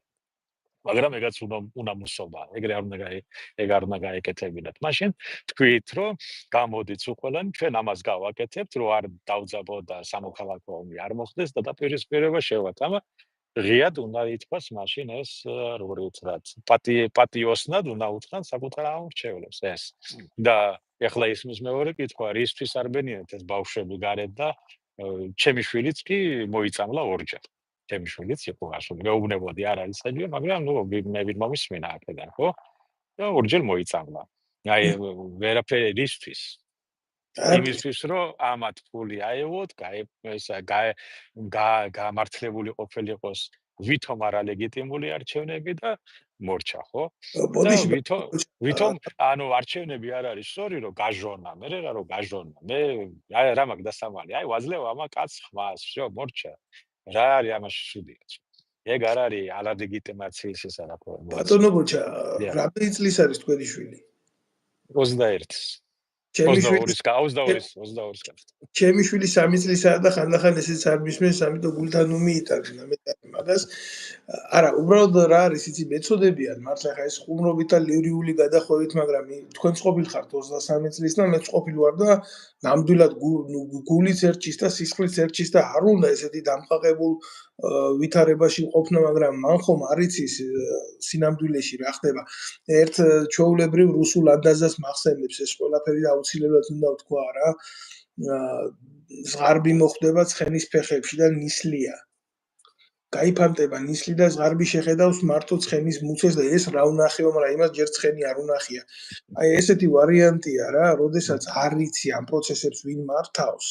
ძალიან რთულია მარტო სისხლის და გულით, აი უამრავი თქვენი შვილის ნაირი ახალგაზრდა, აი შუბლით რო შეასკდა ამ ყველაფერს და ვიღაცამ სენდვიჩის და ყავის ფასად პოლიტიკური დივიდენდები მიიღო ივანიშვილისგან და მილიონობით ლარი აქვს უკვე აღებული იმ არალეგიტიმური ბიუჯეტისგან, რომელსაც ამ პატარა ბავშვებს ფარად აყენებს რობოკოპების წინ. აი ყველაზე ცუდი ის არის, რომ ბავშვებმა უმეტესობა ბატონო დავით, ბავშვებმა საერთოდ აი ეს ძალიან შორს არიან. ჩემი შვილის ჩათვლით, არ იციან რეალობაში რა ხდება. უთხრეს რომ აი ესენი რომ მოვuliდნენ ამას გააკეთებენ, ან ესენი თუ დარჩებიან, ისეთი ეს იქნება და ასე ატყუებენ ბავშვებს და მათაც აღარ ყოფნით, აღარ ცოდნა, არც განათლება, არც გამოცდილება და როგორც ახალგაზრდობას შევიარეთ, ჩვენ შეგავით ახალგაზრდები, მათ შეგავით ახალგაზრდები, რაღაცა პრობლემა არის და უნდა გადაწყდეს ეს პრობლემა და ბოდიში და ის ვინ ჩემი ფეხებია რომ მე მიშლის ხელს და აბა ხმალი უნდა ამოვიღო და დავარტყოთ ასე ვთქვათ. და ეს ახალგაზრდული მაქსიმალიზმი და ახალგაზრდული ასე ვთქვათ ქარიზმა, მეტი არაფერი 90% ასე წარმოდგენაც არ აქვს ახლა რეალობაში რომ ისინი თოჯინებად იყენებენ სხვის თამაშში რაღაცა სხვის სპექტაკლში. მე ნამდვილად ეხლა რომ უყურებდი როგორც პროფესიონალი და ძალოვანი უწყების ყოფილი თანამშრომელი, ხო? მე მართლა ვერ წარმომედგინა ბატონო ბოჩა, რომ აი ასე შეიძლება ქართველმა ქართველს ცემოს. ეხლა ნებისმიერ აქციაზე, სადაც ირბევა შინაგან საქმეთა სამინისტროს აქვს თავისი დებულება და არავის თავზე ხელს არ უსვამენ თქვენ მოგეხსენებათ, მაგრამ წაქცეულ სახეში ბატინკი ურტყა, ფარი ურტყა, კი შეიძლება იქედან დესტრუქტანტები იყვნენ გასაგებია, მაგრამ ის ხო ქართველია, ესე იგი სახელმწიფოებრივი აზროვნების და სახელმწიფოებრივი აღზრდის მე ვამბობ ძალოვან უწყებებში ნულოვანი განათლება არის რა. ნულოვანი. მე მართლა მე ვკითხულობდი კაცო ჯარში რო ვიყავი, მე ვკითხულობდი მაგ ლექციებს, სახელმწიფოებრივი აღზრდის ლექციებს. და ეს არისო საგანი, რომელიც რაღაცა ჩვეულებრივი საგანი იყო, ეს იყო საბრძოლო მომზადების საგანი, თქვენ კარგად იცით, სახელმწიფოებრივი მომზადების საგანი. ძალიან მნიშვნელოვანი საგანი იყო. რატო არ ექცევა ამას ისეთი ყურადღება, რომ თითო ჯარისკაცს, თითო ძალოვანს გათავისებული კონდეს თავისი ფუნქციამოვალეობები, რომ მინიმუმ იმან იცოდეს როგორ მართოს პროცესი. ეს წარმოუდგენელია, არ დადის ჩემო. ეს გეტყვით, რომ პირველ რიგში მე დიდი ეჭვი მქონდა, უბრალოდ დიდი ეჭვი, მე გამოვთქვა, ასე თქვათ, როგორც ახლა გავცილებულია, როგორც ასე თქვათ, ტაქსისტები ლაპარაკობენ, ხომ იცით ეს რა თქვა, წაროზე რაღაც ლაპარაკობენ, კახეთში რო ვიტყვია. რომ ეს არის კერძო ჯგუფები დაქირავებული პარტიების მიერ, ერთი მხარე, მეორე მხარე და აკეთებენ ამას, ეს პოლიციელები ნაკლებად იქონია, რომ იყვნენ პოლიციელები.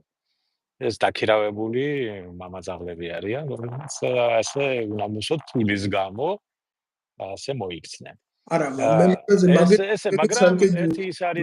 ერთი ის არის, რომ მათ გამოვლენა ძალიან დიდ პრობლემას არ წარმოადგენს, იმიტომ რომ მათივე კოლეგები ჩაუშვებენ მათ. არა, მაგალითად ფოტოშოპი მინახა თქვენ ქვეყანაში ვინც არის წარმოსული, იმ ნაბიჯვარმა შაიშვილმა თქვა თვითონ, რომ ისაო რა ქვია, კიო, ჩვენ ყავდაო პოლიციასო დაქირავებული ესეთი ჯგუფებიო. ეხლა ყვირის მაგას ამერიკიდან თუ არა საქართველოში რო იყო და თანამდებობაზე რო იყო და იცოდა, მაშინ მაგის ლაპარაკის ვაჟკაცობა არ როდესაც ეს არის თანამდებობაზე ზის ადამიანი და ხედავს რომ მას უკანონო რამეს ავალებენ, რომ გააკეთოს ეს მან უნდა ეს განაცხადოს ოფიციალურად და გადადგეს. უნდა წავიდეს და მერე განაცხადოს პროტესტი, გამოვიდეს თქვას ტელევიზიით, რადიოთი, რა ვიცი, გაზეთით, თუ ვინმე ჩაიწერა ეს ასე ხდება და უნდა მიეხედოს საზოგადოების მხრიდან, პარტიებმა უნდა მიეხედონ პარლამენტში განიხილონ ეს საკითხი რომ მოხდა. და ეს არის უბრალოდ არასწორი მიდგომა, მე გავაშავე ყველაფერი და სანამ არ მეხებოდე, ყველაფერი გაჩვენებული ვიყავი. როცა შემეხნენ, აი მე დავასწარი. ანუ ეს ის მომენტია, როცა ორი კრიმინალი რაღაცა რჩება და ვინც პირველი ჩაუშვებს, იმას აძლევენ, ასე ვთქვათ, შეღავანს. და ყველაზე მძიმე შემთხვევა რა არის, იცით, მე ხარ უყურებ რა, ამ ეგრეთ წოდებულ ტელევიზიებს ამოჩემებული ყავთ ეს კაცი, მე ხა იმის დამცველი ნამდვილად არა ვარ, იმ იდიოტის, იმიტომ რომ ნამდვილად უფრო სერიოზული წარმოდგენა მაქვს ძალოვანი მაღალჩინოსნის შესახებ, ვიდრე ეს ვიღაცა ხარება არის რა. მე ადამიანს რო უყურებ, ეს არის სრული უინტელექტობის განსახიერება. ეხლა მე მაგალითად ჩემი მასწავლებელი ტულაში ქონდა დამთავრებული 5 წლიანი სამხედრო აკადემია.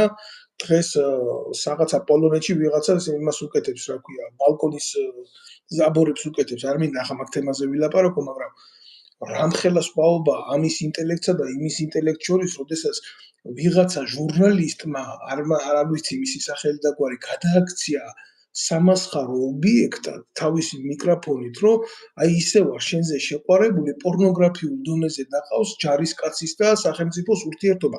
მე ნამდვილად გითხრათ შეშფოთებული ვარ ამითი. როგორ შეიძლება შენ სახელმწიფოს ასე წიხლი დაარტყა და მთელმა უწყებამ აი ამ ფაქტთან დაკავშირებით პრესა ამსახურმა, შინაგან საქმეთა სამინისტროსი, სხვადასხვა დანაყოფებმა იდგნენ და აი ამას უყურო. ეს ახლა გეტყვით, მაგრამ ეს პრობლემა იცით რატო არის? იმიტომ რომ პირველი ჩვენ ადრე უწევან 15 წუთი ადრე ვისაუბრეთ, რომ ეს ადამიანები დღეს ახლა ვინც პოლიციაშია, უმეტესობა დანგრეული ოჯახებში გაზრდილი ადამიანები არიან. ან გაჭირვებაში, ან დანგრეული მაშინ ან ქუჩაში და მე რაღაცნაირად სხვადასხვა ასე თქვა საშუალებებით მოხდნენ ამა თუ იმ თანამდებობაზე. მეორე, მათ პატრიოტიზმი არავინ არ ასწავლა, არც სკოლაში, არც ოჯახში. და მესამე, მათ არ უმსახურიათ ქვეყნის წინაშე სამხედრო ვალდებულება არ აქვთ მოხდი. უმეტესობას. არა ყოფილან ჯარისკაცები, არ გაუვლიათ მათ რა აქვს ეს გამჯდარი ეს უცდასკვია პატრიოტიზმი საკუთარი მოსახლეობის მიმართ, ასე ვთქვათ, რომ დაცვა რო ასე ვთქვათ, მზრუნველობა რო გამოამჟღავნო. ეს არა აქვს გამჯდარი. შესაბამისად, ეს ადამიანები არიან შემთხვევითი ადამიანები სულ ყველა. დაწყებული პრემიერ-მინისტრიდან. სანამ იმას პრემიერ-მინისტრად დავნიშნავდი, მე ჯერ გადავპარსავდი იმ ქოჩორს და გავუშვებდი 6 თვით ჯარში. გენასვალი. და მე რო ისწავლი და ირბენ და იხტუნაებდა ის როგორი უნდა იყოს თავარი სარდალი, როგორი უნდა იყოს ომის დროს თავარსარდალი, არ ვიცი რომელი ახლა პრეზიდენტია თუ პრემიერი, მოკლედ მაღალ თანამდებობაზე ომს უნდა უხელმძღვანელოს. ომს ჯარი, გენერალური შტაბი და შერეღებული ძალები ასრულებს მოქმედებას, მაგრამ ომს მართავს სახელმწიფო თავიდან ბოლომდე და სახელმწიფო მეთაური გყავს შენ ადამიანი, რომელსაც ჯარში არ აქვს მომსახური. ზუსტად. ასეთი ადამიანებით არის დაკომპლექტებული პარლამენტიც. ერთი ყოფილი ოფიცერი გენერალი არ არის იგივე ოცნების რიგებში. ყველანი არიან გარდა სამხედრო პირის, რომელსაც შეუძლია რაღაც კანონებზე იმუშაოს, რაღაცა ჯარისკაცების, ოფიცრების და შერეღებული ძალების ინტერესები გაატაროს თავდაცვისა და უსაფრთხოების კომიტეტში. დღეს ვინები არიან იქა? დოყლაპიები, ჯარში არ აქვს დამსახურება, გადაწყვეტილებას იღებენ? იმათ რა, უბრალოდ შედან იქა, რომ ფული ჩამოწერონ. მაგიტომ ეგეთი ადამიანები თუ არის დაკომპლექტებული მთელი სახელმწიფო და მთელი სტრუქტურები, მაგიტომ აგვაქვს ეს სავალალო მდგომარეობა. პირიქით უნდა იყოს სახელმწიფო თანამდებობაზე, პარლამენტში, არ უნდა ირჩეოდეს არც ერთი ადამიანი. მithumetes არ უნდა ინიშნებოდნენ მერებად და გუბერნატორებად ადამიანები, რომელსაც ჯარში არ არის დამსახურებული, რომელიც ყოფილი ოფიცერი არ ყოფილა გუბერნატორად რა უნდა. იმან მერე ტერიტორიული თავდაცვას უნდა უხელმძღვანელოს რამე რომ მოხდეს. ისეთ რეგიონში ვართ ჩვენ, მშვიდობა არასოდეს გვექნება ჩვენ. თუ ჩვენ არ აგვაქვს სერიოზულად ორგანიზებული თავდაცვა, თავდაცვის საკითხები მოგვარებული და როგორ უნდა უხელმძღვანელოს გუბერნატორმა, რომელსაც თავდაცვას, ტერიტორიულ თავდაცვას, როდესაც მას წარმოდგენა არ აქვს, რა არის ჯარი. რა არის სამოქალაქო თავდაცვა რა არის? საერთოდ არ იციან. არც არავინ ასწავლის, არც არავინ მუშაობს. მე ახლა ბატონ გენერალი როაკურამიკოვეიშვილს მაგას დავეყრდნობი. ამ წლების მანძილზე არც ერთხელ ქალბატონ პრეზიდენტს არ მიუღია ქართველი ვეტერანი ოფიცრები რაიმე საკითხის პრობლემის გადასაჭრელად. არც ერთი კანონი არ არის ქართული ჯარის მიმართ მიღებული, როდესაც კონსტიტუცია შეიცვალა. არაფერი არ არის გაკეთებული ჩვენი თავდაცვის მიმართულებით. არანაირი შესყიდვები სერიოზული არასოდეს არ ტარდებოდა. არც ისა, მარტო 9 სართულიანი სახლები ააშენეს და ფული გააკეთეს ჩამოწერეს. მეტი არაფერი, ბატონო დავით. ეს ჩვენ სახელმწიფო კი არა გვაქვს, ჩვენ აგვაქვს აი ეს როგორ თქვენ. აი როგორ გეთხრათ, აი რაღაცას სახანოც არ არის, სახანოში რაღაცა კანონი იყო მაინც. ვიღაცა წვეტავს, რაღაცას შვები არაფერს არ წვეტავენ და ყველა აწმენს ხელს ივანიშვილს და მარტო ივანიშვილი ხო არ არის. ეს არის მშიშარა ადამიანების პოზიცია საკუთარ თავზე პასუხისმგებლობა არ უნდა აიღო. ატამან მახნოს ბანაკია. ეს არ არის სახელმწიფო. უდაოდ გეთახმებით. იცი რა არის კიდე ბატონო გოჯა? გასაგებია ეს პარტიული ომები, დაპირისპირებები, ყველაფერი, მაგრამ ძალიან რთულად თუ მოინახება საქართველოში ადამიანი, რომელიც გაბედავს უკვე ტოტალიტარიზმის ნიშნებია, იმიტომ რომ ადამიანებს ეშინიათ ხმამაღლა თავისი აზრის გამოთქმის. სააკაშვილის დროსაც ასე იყო, მაგრამ ახალც განსაკუთრებით, იმიტომ რომ აი თუ დაიწყეს სიმართლის ლაპარაკი, გშორდება ყველა. ხდები რაღაცნაირი პერსონა კეთროვანი. ნონ-გრატა, კეთროვანი. კეთროვანი ხდები, გესმით და აი მე ყოველთვის მეშინია ამისი, რომ მასა მოწყვეტილია ამ ყველაფერს სიმართლის ორბიტას. აი ბატონ დავით, იცით სინამდვილეში ბრძოლა რისთვის მიდის ამ პარტიებს შორის? ამ სინამდვილეში მიდის ბრძოლა არა იმიტომ, რომ საქართველოს ევროკავშირში შევა თუ არა. ან კიდე საქართველოს შევა ნატოში თუ არა, ან რუსეთთან ვიქნებით ჩელიაბინსკის რაღაცა დონე თუ არა. არამედ მიდის ბრძოლა იმისთვის, რომ გადანაწილებული იყოს ის ფულადი კანალები, რომელიც საქართველოზე გადის, ან საქართველოში შემოდის. რა თქმა უნდა. ანუ ჩაიწიე მეც დამაჯინე. ეხლა გეტყვით 100%-დან, მგონი 8 ავიღოთ მაქსიმუმ. უკეთეს შემთხვევაში 10%, 100 ადამიანიდან 10 ადამიანია მარტო რაღაცა მოწადინებული, რომ რაღაცა გააკეთოს შეიძლება. და ამიტომი თავისი სულელეს ან რაღაცა ვიტყვიან რაღაცა მართლა უნდათ ფულით გააკეთონ რამე საქართველოს. 90%, არაფერი. აი 90% მუშაობს იმაზე, რომ ჩაიწიე, ჩაიჩოჩე და მეც დამსვი. იმ გზავნილებიდან, იმ ნარკობიზნესიდან, რომელიც წალეკილია მთელი ქვეყანა, იმ ნარკოტრანზიტიდან შემოსული შემოსავლები, ეს მაგაზეურია. უკანონო მიგრაცია, რომელიც საქართველოს გავლითაც მიდის აღმოსავლეთიდან დასავლეთისკენ. ასევე ბევრი იარაღის ტრანზიტი, აქედან ფული. და უამრავი ესე თქვათ ტრანზიტი, რომელსაც გადაზიდვებიდან და იქიდან ფული შედის პლუს თქვენ უნდა გავიწყდებათ 95%, არა 90% ახლა საქართველოში არის იმპორტი. იმპორტზე კრიშა, ასე თქვათ, და როგორ გითხრათ რუსული სიტყვა, როგორ არის ეს საქართველოს. ფარველობა, იმპორტის ფარველობა და იქიდან სარგებლების მიღება. აქ ლაპარაკია დაახლოებით 30 მილიარდი ლარის კონტროლს. და 30 მილიარდი ლარი ეს რაც არის, ეს რაც იყიდება, რაც კეთდება და რაც მიდოდა. ეს როგორ უნდა და ეს ახლა 100 მილიონსაც დახარჯავენ, 500 მილიონსაც და თუ საჭიროა მილიარდ ლარსაც დახარჯავენ, რომ ეგ შეინარჩუნა. მარტო კაზინოებში ტრიალებს 60 მილიარდი ოფიციალური ცნობით რაც არის და რაც ის არის. ხო? და აი მაგაზე მიდის, რომ მანდ კონტროლი არ იყოს, რაღაცა არ იყოს და იქ ჩაჯდენ თვითონაც. ამ თემებზე რომ დაილაპარაკოთ თქვენ, მეორე დღესვე ჭაჭანება არ იქნება თქვენი მედია სივრცეში და დაბულინგებული. ისედაც არ არის თქვენ ვინერული. გიპოვიან ნარკოტიკებსაც, გიპოვიან იმასაც, დაგაშანტაჟებენ კიდევაც და ასე შემდეგ. ასე უკეთებენ მოსახლეობას. ეს არის ნაზირლები, ბატონო დავით. ეს როდამდე უნდა არა, აი ამ კაზინოებთან მიმართებაში, კაზინოებს რავი შეხედავს, ამათ თავისი ხელისუფლება აქვს ხელისუფლებაში შექმნილი უკვე. თავისი პოლიცია ყავს, თავისი აგენტურა ყავს, თავისი ნარკოკუტოკები აქვს გახსნილი და უარეს გეტყვით, აგერ რა დღევანდელი პარლამენტარები ვინ ზიან კოცებში, ისინიც კი ნაყიდი ყავთ კაზინოებს. ისეთი ფული აქვს ტოტალიზატორებს გადახდილი ამ სპორტსმენებისთვის, აი არავინ არ მუშაობს მაგაზე რომ ამოიღოს.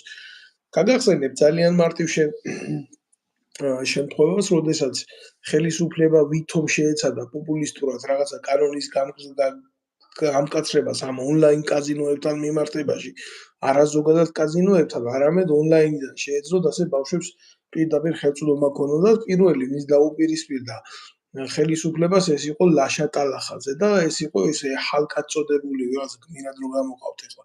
ჩვეულებრივ ესენი მე პირდაპირ მიმაჩნია ტოტალიზატორების კომპრომეტირებულ როჟებად რა.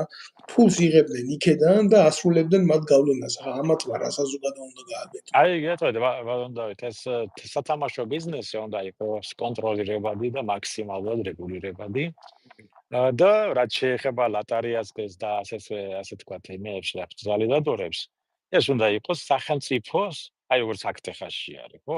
აქ სახელმწიფო არის. ლოტერიას თამაშიც, ისაც ყველაფერი და მთელი ფული მიდის სად? განათლების სისტემაში. მთელი ფული, აი ამ შემთხვევაში მასწავლებლებს და იმებსაც ეშველებოდათ. კი ბატონო, იყოს რახანასია, იყოს ოღონდ კონტროლის ქვეშ და რაც კი მოგება კაზინოებს, უნდა წავიდეს სად? უნდა წავიდეს განათლების სისტემაში. კი ბატონო, და ეს ეს უნდა მოიქცეს. კონტრპროდუქტიულია, როდესაც აი ამ ხელა სიბილწე გარყვნილ და თამაშ და აზარ დამოკიდებულება იზრდება სახელმწიფოში, უნდა წავიდეს ზუსტად ის ფული განათლებაში დაკაპეიკა, ასე რომ ვიტყვი, ამ დროს საზოგადოების და ახალგაზრდობის ცნობიერება იყოს იმდენად ძლიერი, რომ დამარცხდეს ეს თამაშ დამოკიდებულება თუ არა. ეხა უბრალო ადამიანები კი არა, დოსტოევსკი იყო თამაშზე დამოკიდებული და დაწერა კიდევაც უთამაში, იმხე ამას წაკითხვა უნდა, გააზრება უნდა, საზოგადოებამდე მიტანა უნდა და მოთხრობა უნდა. სწორი აქ საფრანგეთში კითხულობენ დოსტოევსკის როგორც ავტორს და ჩვენთან საქართველოში თუ რამე რუსულია, ყველაფერი ცუდად არის აღქმული კულტურისა და ლიტერატურის ჩათვლით. მე არა ვარ ამის მომხრე, პირდაპირ გეტყვით, რომ ვერ ისწავლოს ქართულმა საზოგადოებამ გარჩევა კარგის და ცუდის. მე ამის სერიოზული წინააღმდეგი ვარ. ჩვენ რაც გვადგება ჩვენი საზოგადოების მშენებლობისთვის რაც იქნებოდა უკეთესი, ჩვენ იქეთკენ უნდა გადაგვედგა ნაბიჯები და ყველა მხრიდან საუკეთესო უნდა აგვიღო, მაგრამ ვერ მივედით აქამდე ჩვენ სადამდეც მივედით, ეს არის ერთმანეთის ჭამა, დაბეზღება, სხვა ქვეყანაში კარგი ადგილის მოძებნა და საკუთარი ქვეყნის უარყოფა რა. მე არ ვამბობ იმ ადამიანებზე, ვინც ნამდვილად დიდი პრობლემებით იძულებული გახდნენ ამ ემიგრაციის, მაგრამ ხო არიან ისეთებიც, რომლებიც აგერ შეიშმელაშვილივით გარბიან და იქედან ყვირიან, მე რა ცუდია მისი ქვეყანა რა. აი ამის თქმა მინდა, მე უყურებ ამაში სერიოზულ პრობლემას, ბატონო გოჩა. და სამწუხაროდ პერსპექტივასაც კი ვერ ვხედავ, თუ ახალი ძალები არ შეიქმნა ქვეყანაში რამე გაუმჯობესდეს. ნელ-ნელა უნდა ჩამოყალიბდეს, ეს ევოლუციური გზით უნდა წავიდეთ, ბატონო დავით, სხვა გზა არ არის, ეს ეტაპი გასავლელი არის, ამერიკამაც გაიარა შეთაშორის ეს ეტაპი არაერთხელ.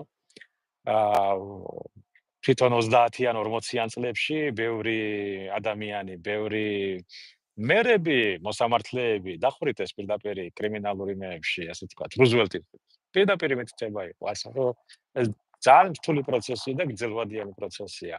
მაგრამ ჩვენ ახლა რევოლუციური პროცესები არ გვაწყობს, ჩვენ ახლა ძალიან თეთრკებად რაიონში ვართ, არ შეიძლება მაგის დაშვება. ეს უნდა გავითვალისწინოთ. მეორე კიდე ჩვენ უნდა ვიფიქროთ მომავალს. რა ტიპის სახელმწიფოს ვაშენებთ? რა გვინდა, საით მივდივართ? გჭირდება ეს ნატო და ის საერთოდ გჭირდება. ეხლა ვიღაცა იძახის გჭირდება. შეიძლება არ გჭირდებოდეს, მან ჭკვიანური პოლიტიკა უნდა და არავინ არ იცის, არავის არაა გათვლილი. იმიტომ რომ 2005 წელს, როდესაც მე ვესწრებოდი საზღვაო სიძლიერის სიმპოზიუმს ამერიკაში აქ, მაშინდელი ადმირალი მულენის მოწვევით, რომელიც იყო მერე გახდა ეს გაერთიანებული შტაბის უფროსი.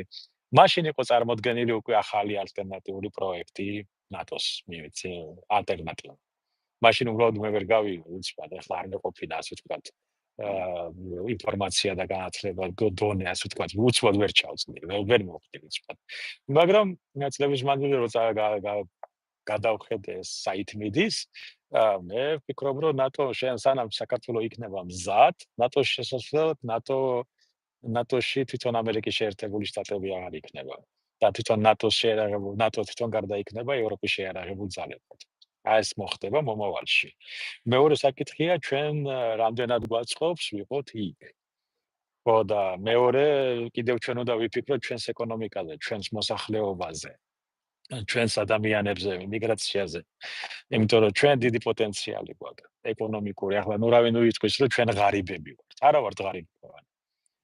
იმიტომ რომ ჩვენი ქვეყნისთვის ჩვენ საკმარისი რესურსები გვაქვს. და რაც თავარია ადამიანური რესურსები გვაქვს. და ეს ადამიანური რესურსებს სწორად უნდა გამოყენება.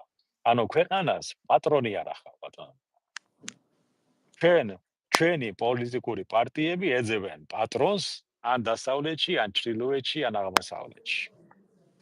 და თვითონ ვერ მოტვინეს, რომ შენ შეგეძლია იყო პატრონი შენი ქვეყნის და კი გაითვალისწინო სხვა ქვეყნის ინტერესები, მაგრამ შენი დაიცვა. შენივე ქვეყნის ტერიტორიაზე. მე არ ვამბობ, რომ შენ ახლა სადმე წახვიდე და ატლანტიკაში შენი კვოტები მოითხოვ.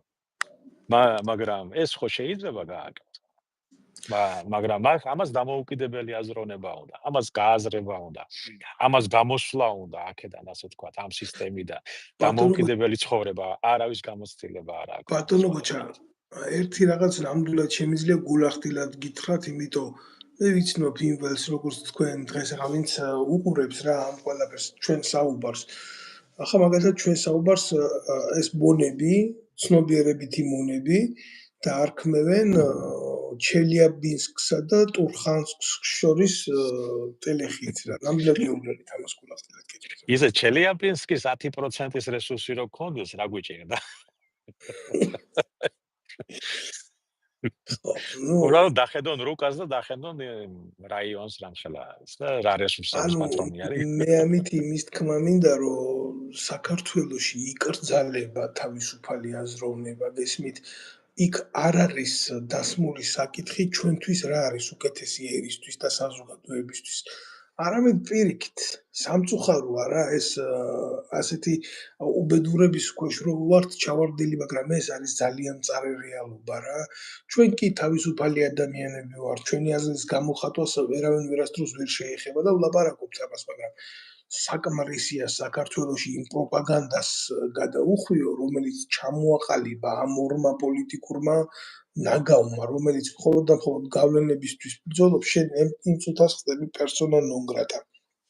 კიდევ ერთხელ ვამბობ, ყველასთან მაქვს სათხოვარი პირველ რიგში, რომ თუ შეიძლება გამოიწერეთ ეს ჩემი არხი, ვინც უყურებთ ამას, შემოგვიერთდით და ეს წარით ჩვენს განხილვებს, თუ თქვენთვის რა თქმა უნდა ჩვენი სიმართლე მისაღებია და კიდევ გავიმეორებ ამას, იმ ადამიანებს, ვისი სახელები გვარებით ჩემი მხრიდან აქ გაჟღერდა და შეფასებები იქნა ბატონი გოჩადან გაკეთებული, თუ გაქვთ პრეტენზია ტელეწამყვანებს, პოლიტიკოსებს, ვაწარმოოთ პირდაპირი ჩართვა და პირდაპირი ტელეხიდი.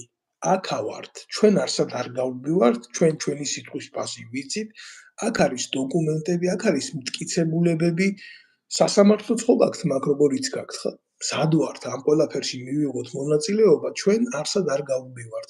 ჩვენ არა ვართ ადამიანები, რომლებიც მხოლოდ აქედან იმისთვის ლაპარაკობს, რომ ვიღაცის გალანძღვა უნდა. ჩვენი მისია არ არის ვინმეს გაშავება, ჩვენი მისია არის ნეგატივთან ბრძოლა საქართველოში.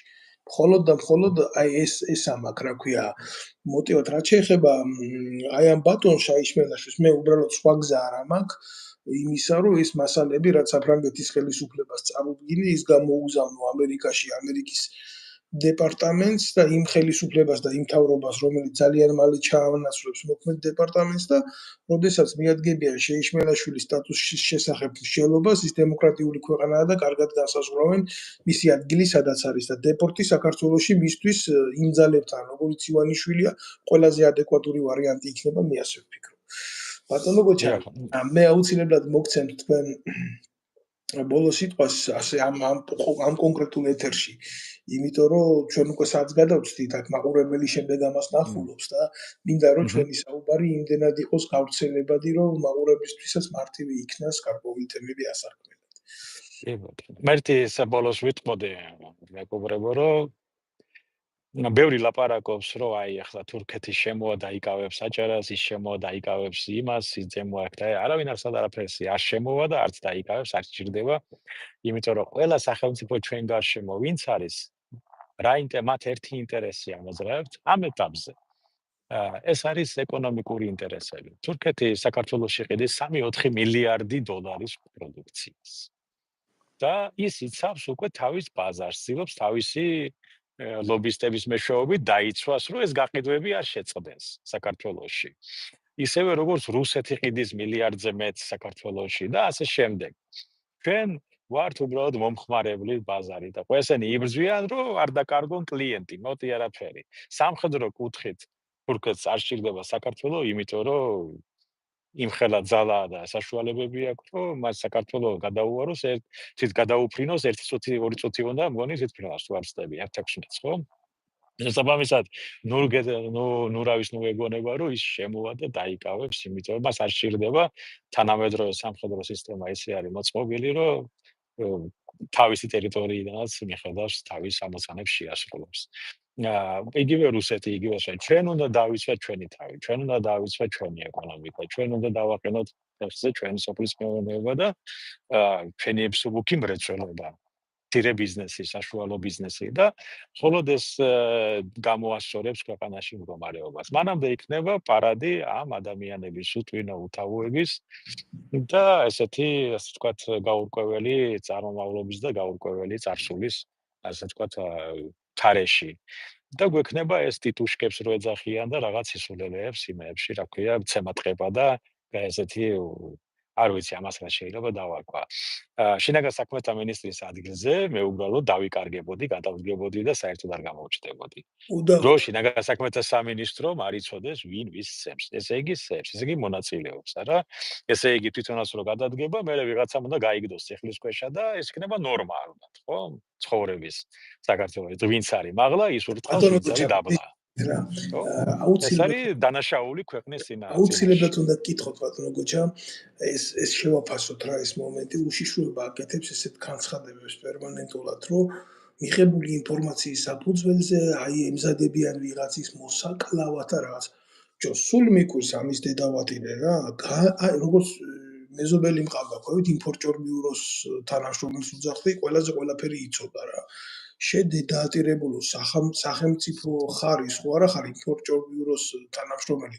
თუ შენ ასეთ ინფორმაციას ფლობ, რომ შენი მოქალაქეების შესახებ სისხლის ღვრა, მკვლელობა, პოლიტიკური ნიშნით გამოყენება და პროცესების მართვა მიდის, ამაზე სისხლის სამართლის საქმეს რატო არ ხძრავ და რატო არ მიყავს ეს საქმე ბოლომდე? თუ ეს ჭეშმარიტია ნამდვილად და შენც არ ახარ მოტივირებული, რომ მხოლოდ პოლიტიკური პროცესებზე აკეთო ზეგავლენა და манипуляტორი იყო. აი არ ვიცი მე მივიჩნევ რომ ჩვენ ქვეყანას უშიშროება კი არ ახავს. ეს არის ბიძინა ივანიშვილის ბანკის უსაფრთხოების სამსახური. ბატონო გოჩა თქვენ გაგეთიშათ ჩვენება. რა სამწუხაროა გაითიშა ჩვენ. ადგილზე ვარ მე. ადგილზე ხართ, კარგი. კი ბატონო, ეს მართალი ბრძანდები ბატონ დავით, ახლა ჩვენ კონკრეტულ უწყებას მოვავიღებთ იმიდან, იმიტომ რომ ეს თელი ყველა უწყება და ყველა ეს რაც არ უნდა იყოს სახელმწიფო უწყებები, სულ ყველა ერთად საზოგადოების ნაწილია. რაც ხდება საზოგადოებაში, ის ხდება იგივე შიგნით. რაც ხდება საზოგადოებაში, იგივე ხდება საპატრიარქოში და თავდაცვის სამინისტროში და ყველგან. იმიტომ ჩვენ ახლა მე ცალკე ვარ და რომელიღაც სხვა პლანეტაზე ვარ, ეგ არ არსებობს, ხო? შეიძლება სხვა პლანეტაზე იყოს, სხვათა შორის ბიძინა ივანიშვილი, იმიტომ მას რესურსები აქვს ისეთი, რომ შეიძლება იგრძნოს თავი როგორც მარსზე და რა ვიცი, სადმე იქით მაღლა და არ იცოდეს რა ხდებოდეს დაბლა, სიტყვაზე ვარ, ხო? მაგრამ დანარჩენები იგივე ამ სახელმწიფოს ნაწილი არის, იგივე იმ საზოგადოების ნაწილია, ზოგი ქუთაისში, ზოგი ბათუმში, ზოგი თბილისში და ამ შემდეგ და ისინი იმათ ჩვენ ვერ განვასხვავებთ. უსაფრთხოება და ქვეყანა იწყება შენგან, პირადად შენგან. ისუფთავე იწყება შენგან. რო არ დააგდო ნაგავი, რო არ გადააფურთხო, რო არ მოწიო ადგილზე, რო არ ცემატყება და კრიმინალი როა და ეს ყველა ინდივიდუალური ადამიანმა უნდა აღიქواس, რომ სახელმწიფო უსაფრთხოება იწყება პირადად მისგან. და როცა ეს აღთქმა იქნება სწორი, სახელმწიფო იქნება დალაგებული. და სუფთა. ბატონო გოჩა, მე დაგემშვიდობებით, მადლობას გადაგიხდით პირველ რიგში, რომ მონაწილეობთ ჩვენთან ამ განხილვებში, ჩვენი საზოგადოება, ვინც უსმენს, უმრავლესი ნაწილი კმაყოფილია ამ განხილვების და მინდა გითხრათ, რომ თქვენ ვერ მოისმენთ აქ რამე უწმაწოს, რომელსაც ხშირად მე გარკვეული ადამიანების მიმართ ცალკეულ ბლოგებში ვხმარობთ. აი, ვისაც გინდათ ადეკვატური საუბარი, აგერ ახარ და კიდე ერთხელ ბოლოს ვიტყვი რა, თუ შეიძლება კიდე ერთხელ გავასწავლეთ, რომ ვისი სახელი და გვარიც გაჟღერდა. თუ ვინმეს პრეტენზია გაქვთ, აგერა ვარ მე, აგერ არის ბატონი გოჩა, შემფასებლად, რა თქმა უნდა, ბრალდებლად აგერა მყავს კიდე მეორე პოლიტიკური დევრილი საფრანგეთში, ლევანა კობაიძე, ჩაირთვება ისიც, აგერ არის ფაქტები, აგერ არის დოსიეები, აგერ არის ისტორიული დოკუმენტები, რომელიც ასლებით აქვს შენახული თავდაცვის სამინისტროში და ვალახოთ ეს ყველაფერი საზოგადოებას და იმართლეთ თავი და მოვაწყოთ საჯარო განხილვა იმისი ვინა ხართ თქვენ, სად იმყოფება სიმართლე და ვინა ვართ ჩვენ. ჩვენ ამას არ გაურბივართ. ჩვენ არა ვართ ადამიანები, რომლებიც ვიძახით, რომ მხოლოდ და მხოლოდ ცუდის დანახვა გვინდა ვინმეში. ჩვენ ვებრძვით ნეგატივს და არა სახელმწიფოს. ამაში მდგომარეობს ყველაფერი თორე გულახდილად გეტყვით, არც ერთი პარტიის წევრი არ ყოფილვარ, არასდროს არც სურვილი არ მქონია იმ პარლამენტში ჯდომის, არც ახლა არ მაქვს სურვილი. ერთადერთი სურვილი მაქვს ბატონო გოჩა მხოლოდ იმისი, რომ შეიქმნას ძლიერი სამოქალაქო საზოგადოება, რომელიც манипуляციას გაუკეთებს ყველა ხელისუფლებას და აიძულებს მას უკეთესი შექმნას იმ საზოგადოებისთვის, რომელიც მას ემსახურება. მეტი სურვილი მე არ გამაჩნია, არც არასდროს მქონდა და არც არასდროს მექნება. მადლობას გიხდით თქვენ, გისურვებთ წარმატებებს და კი. სიხარულს. დიდი მადლობა ბატონო დავით და მშვიდობები, კარგ გაბრძანდებოდეთ. ყველას გისურვებთ მშვიდობიან საღამოს. და გილოცავთ დამდეგ ახალ წელს. თქვენც ასევე წარმატებულ გაიხარეთ. როცავს. გაიხარეთ.